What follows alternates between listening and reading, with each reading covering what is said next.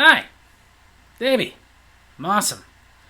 Welcome to Davy's Awesome Wrestling, where I review wrestling related things all from the perspective of a fan, not an insider.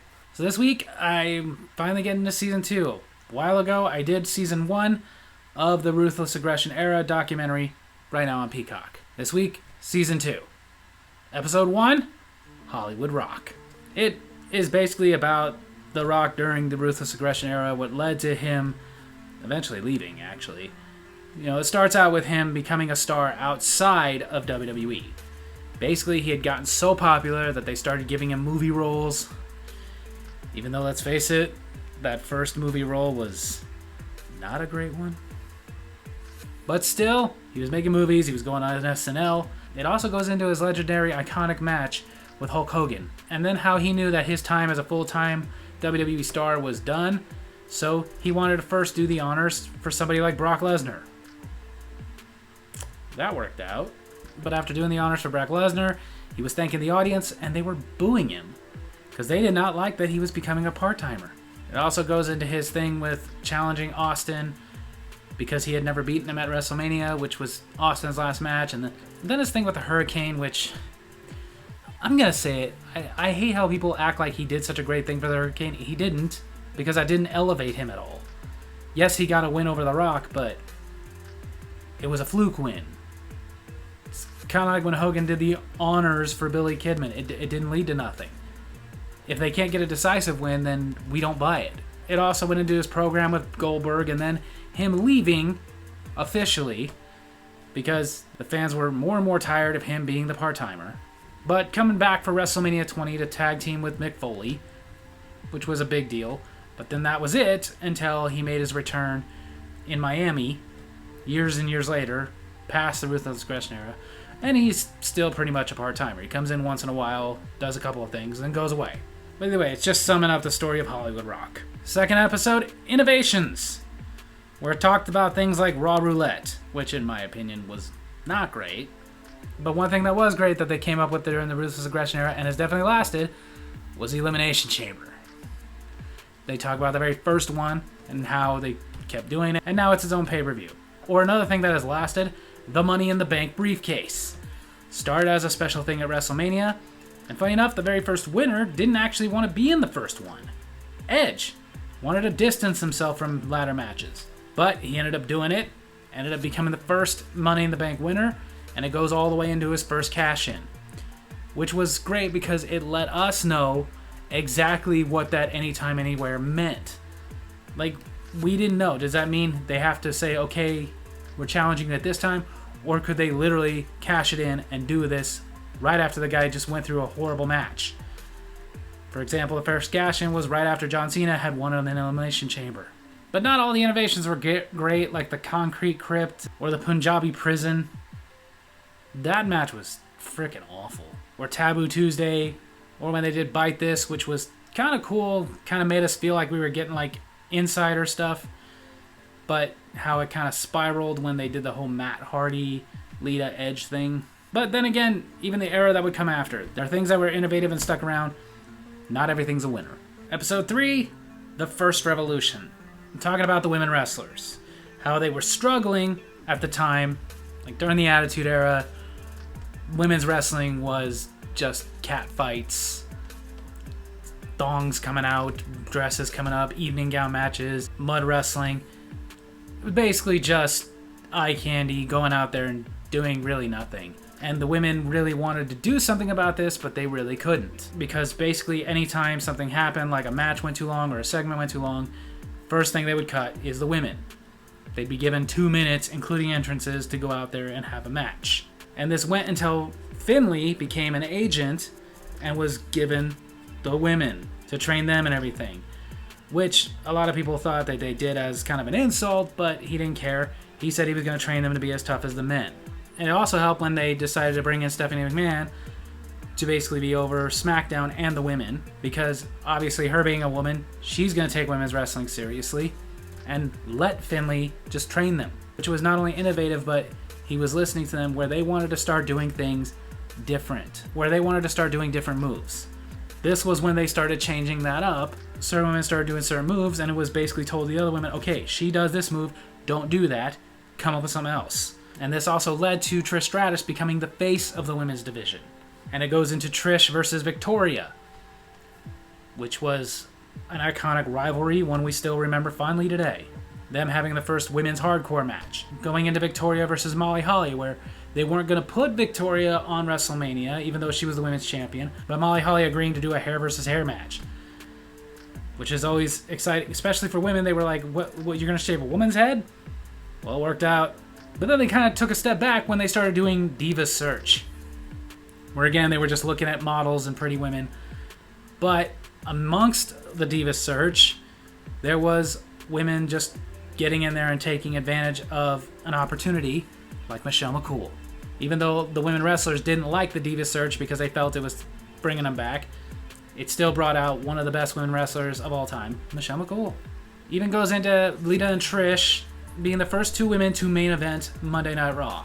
And then the last kind of Ruthless Aggression story it goes into is like Mickey and Trish and their big rivalry. That was a storyline that played out for months, which was a big deal because that was the first time they had done something like that. They'd had women's rivalries, but never ones that played out as long as that did. And then they ultimately ended this with how this revolution led to the next women's revolution. So if it wasn't for this women's revolution, we wouldn't have the current women's revolution, where basically right now, we don't even care. You're a woman, you're a man, go out there and put on a good match. We're judging you all the same. Episode 4, The Resurrection of Shawn Michaels. It starts out with what was still the Attitude Era, when Shawn Michaels was still a jerk, and then he got hurt, and looked like he was going to have to retire because of a back injury. But the WWE tried to keep him on in some capacity, but his drug addiction made it to where they kind of had no choice but to fire him. But then he turned his life around, he became a Christian, got off the drugs, and Shawn came back to WWE in a non-wrestling capacity, but they kind of realized he might have been able to still have a match. So it went into his legendary return at SummerSlam, the non-sanctioned match between him and Triple H, which was a freaking awesome match.